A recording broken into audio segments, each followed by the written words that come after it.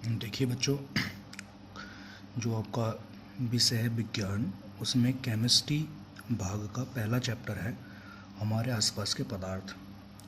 तो कल मैंने इसमें आप लोगों को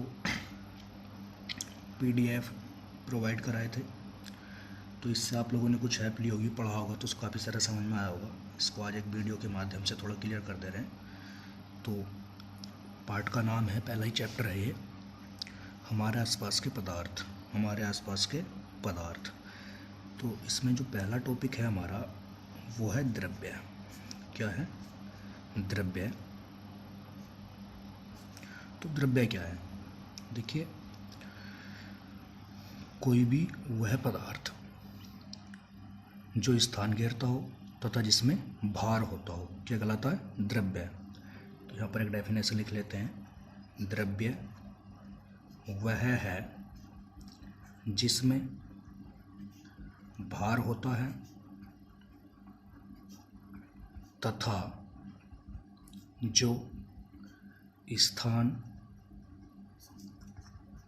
घेरता है। ठीक है। तो द्रव्य क्या है? कोई भी वह पदार्थ या कोई भी वह वस्तु जिसमें भार होता हो तथा जो स्थान घेरता हो। ठीक है। एग्जाम्पल ले लेते हैं। देखिए, एग्जाम्पल जैसे कुर्सी, मेज, पत्थर, पानी इत्यादि। तो ये सभी किसके रूप में? द्रव्य के। ये एग्जाम्पल्स हो गए। अब देखिए, द्रव्य की अवस्थाएं। अगला जो टॉपिक है, द्रव्य की अवस्थाएं। तो द्रव्य की मुख्य रूप से कितनी अवस्थाएं हैं? 3। द्रव्य की मुख्यतः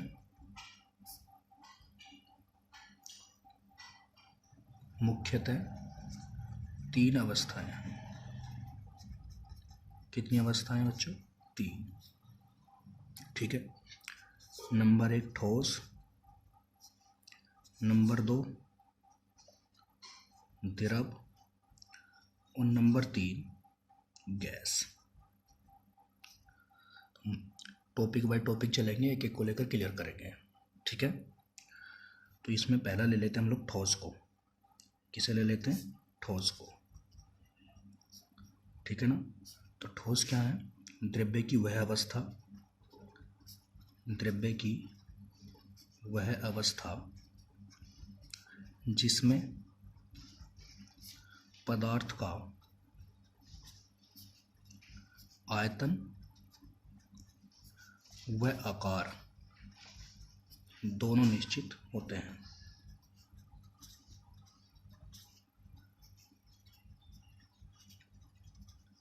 दोनों निश्चित होते हैं। क्या कहलाती है? ठोस अवस्था। ठोस अवस्था कहलाती है। एग्जाम्पल उठा लेते हैं, जैसे पत्थर, लकड़ी, ईंट आदि। ठीक है। दूसरा है हमारा द्रव अवस्था। द्रव अवस्था है द्रव। द्रव अवस्था या द्रव। तो पदार्थ की वह अवस्था या द्रव्य की वह अवस्था, द्रव्य की वह अवस्था जिसमें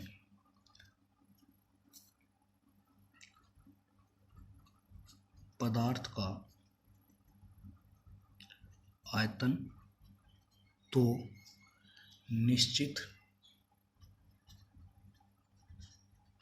निश्चित होता है,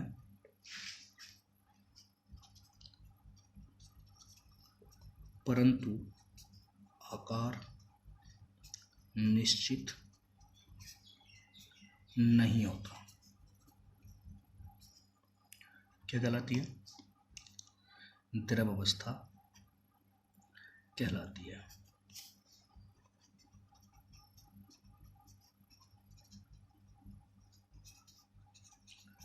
क्या कहलाती है बच्चों?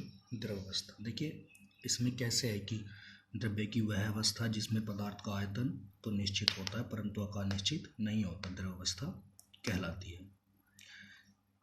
देखिए मान के चलो आपके पास 1 लीटर दूध है, आपने उसको एक छोटे डब्बे में डाला तो उसका आकार कैसा हो जाएगा? डब्बे के आकार का।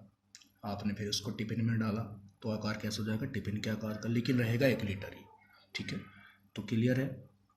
तो इस अवस्था में क्या होता है, द्रव्य का आयतन तो उतना ही रहता है परंतु आकार क्या होता है? अलग अलग होता है, अर्थात निश्चित नहीं होता। इसे जिस भी बर्तन में डालोगे उसी का आकार ग्रहण कर लेगा। ठीक है, एग्जाम्पल उठा लेते हैं इसके कुछ, जैसे दूध, जल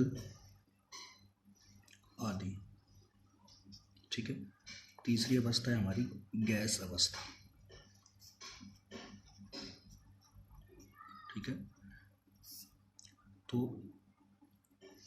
द्रव्य की वह अवस्था जिसमें पदार्थ का न तो आकार निश्चित होता है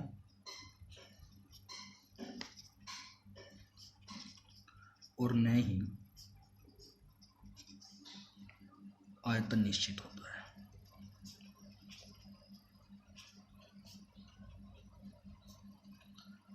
क्या कहलाएगी? गैस अवस्था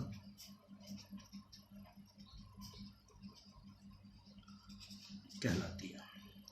देखिए इसमें क्या है, ना तो आकार निश्चित होगा और न ही आयतन निश्चित होगा। अब मान के चलो आपके पास सिलेंडर में गैस है और आप कमरे में गए और आपने उसकी नोजल को ओपन किया तो अगर 100 ग्राम भी गैस निकलेगी तो पूरे के पूरे कमरे में फैल जाएगी। ऐसा नहीं कि वो एक कोने में आ जाएगी या फिर कुछ एरिया में आएगी, वो पूरे के पूरे कमरे में फैल जाएगी। तो इसमें क्या होता है, गैस अवस्था में न तो आकार निश्चित होता और न ही आयतन निश्चित होता है। ठीक है, एग्जाम्पल उठा लेते हैं, जैसे वायु हो गया, ठीक है, मीथेन हो गया, अमोनिया हो गया आदि। ठीक है, तो ये द्रव्य की अवस्था, ठीक है, क्लियर हुई होगी मैं समझता हूँ।